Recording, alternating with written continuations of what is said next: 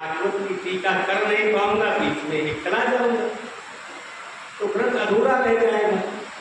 तो गोपाल जी ने कहा ऐसा करो, आप केवल दशम स्कंद के पूर्वार्ध की टीका करो। पूर्वार्ध में ही सब बाल लीलाएं हैं और उसी की टीका करो। तो केवल पूर्वार्ध की ही टीका की है और एक एक चरित्र पर वो प्रश्न करते हैं हरि सूर्य जी कि ऐसी लीला भगवान ने क्यों की। फिर उस लीला का उत्तर देते हैं कि इस कारण से की। तो ऐसे ही यहाँ इस पर भी प्रश्न किया कि भगवान ने 2 बार अग्नि क्यों की। एक बार सबके देखते देखते अग्नि की और एक बार सबकी आंख बंद कराते अग्नि की। उसका कारण ये है कि भगवान ने कहा कि हमारे भक्तों के ऊपर अपरोक्ष रूप में कोई संकट आ जाए, कोई ना देखे ऐसा संकट आ जाए बिना देखा हुआ, तो उस संकट को भी हम नष्ट कर देते हैं। और यदि सामने देखते देखते कोई संकट आ जाए तो उस संकट को भी हम नष्ट कर देते हैं, अपने भक्तों की संकटों से रक्षा करते हैं। ऐसा उदाहरण श्री हरि सूर्य जी महाराज देते हैं। उनकी टीका बड़ी प्रसिद्ध टीका है और इस समय तो अप्राप्त टीका वो मिलती ही नहीं, कहीं नहीं मिलती है। पुराने महापुरुष विद्वानों के पास में थी, वो पढ़े थे, बस उन्हीं के दिमाग में जो भरी थी तो भरी थी।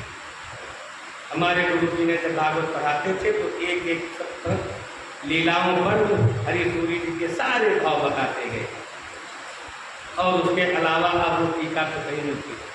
तो ऐसे ही मानो भगवान श्री कृष्ण ने जो 2 बार अग्नि की तो ये बता दिया कि भगवान के मुख से ही अग्नि निकली है।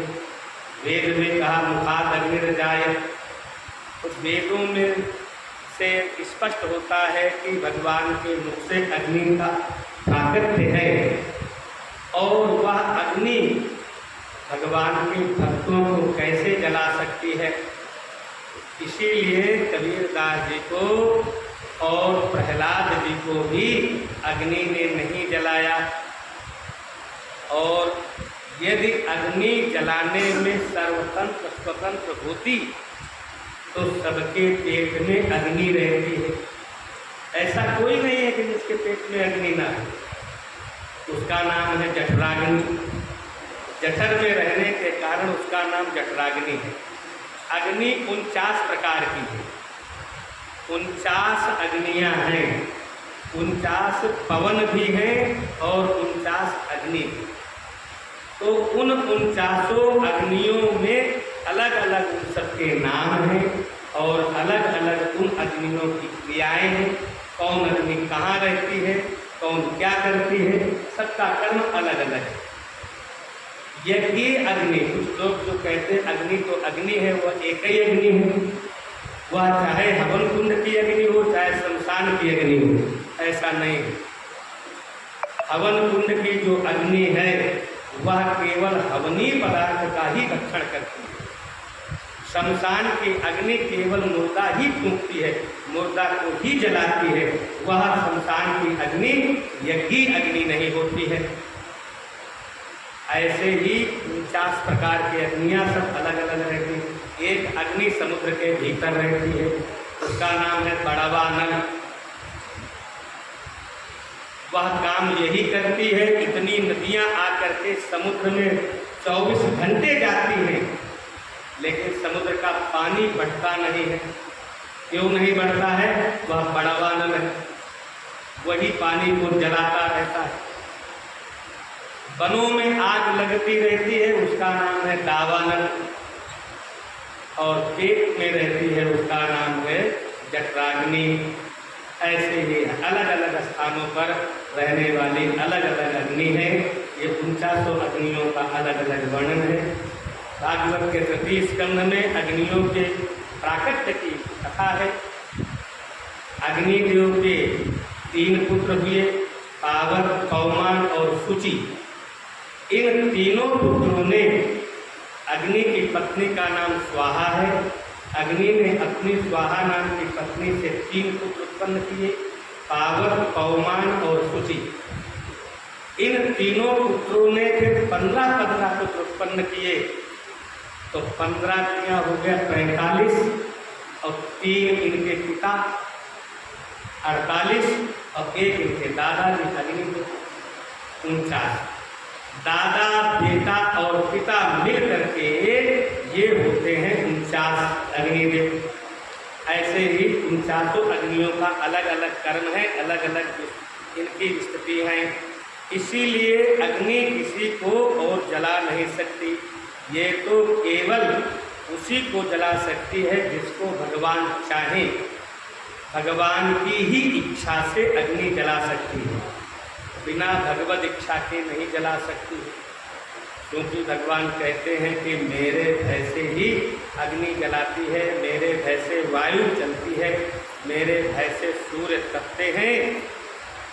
और ये जो भी कर्म करते हैं वह जब सफलता नहीं मिलती है, क्यों नहीं मिलती है, तो उसका कारण बताते हैं। मानसकार कहते हैं, विफल होई रावण सर कैसे, खल के सकल मनोरथ जैसे।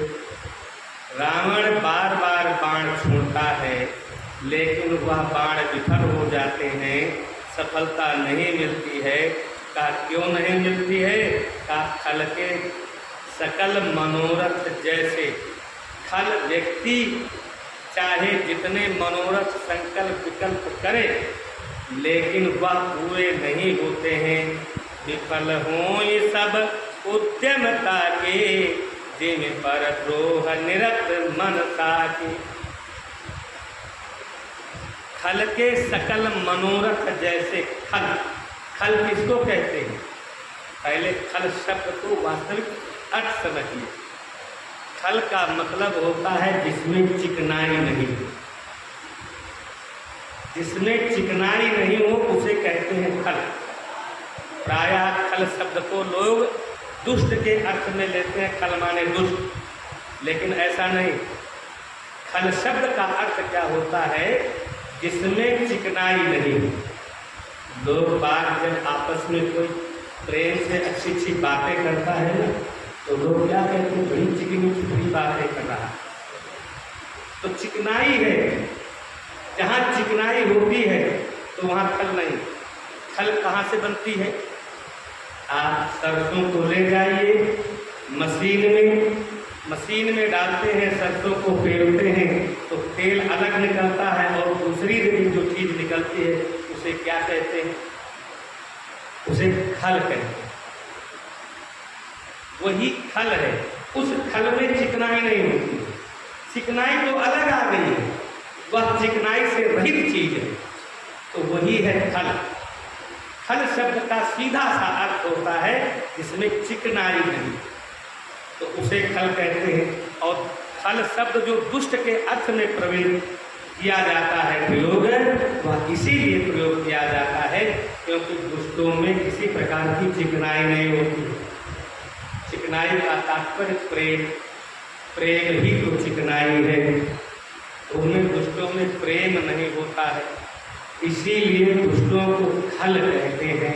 वो चिकनाई से, प्रेम से रहित होते हैं, इसीलिए उन्हें दुष्ट कहते हैं। ऐसे ये सबके उद्यम विफल हो जाते हैं, और इनके सारे उद्यम विफल हो गए। आज सिकंदर लोधी के भी सारे उद्यम विफल हो गए, और अब आगे सिकंदर लोधी इस तरह से अनेक प्रकार के उपाय किए। आगे के जो उपाय हैं